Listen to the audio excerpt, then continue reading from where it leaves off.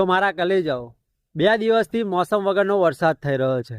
એમાં ઘણા બધા લોકોને કેવું કે સારું લાગતું હશે કે મસ્ત મોસમ વગરનો વરસાદ થઈ ગયો, મજા આવી ગઈ.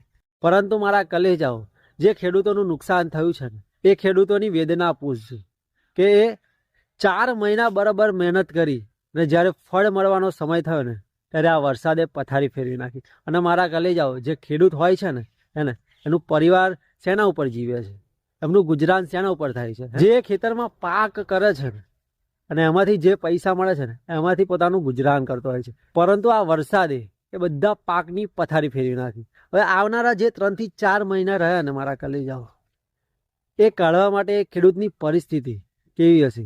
મારા કલેજાઓ, આપણે જેવી રીતે પોલીસ કોન્સ્ટેબલમાં બરાબર તૈયારી કરી હોય અને જ્યારે આપણને રિઝલ્ટ ના મળે ને ત્યારે આપણને કેવું દુઃખ થાય છે, એના કરતાં પણ વધારે જ્યારે આવા મોસમ વગરનો વરસાદ પડે અને પાકનું નુકસાન થાય ને ત્યારે ખેડૂતને બરાબર દુઃખ થાય છે.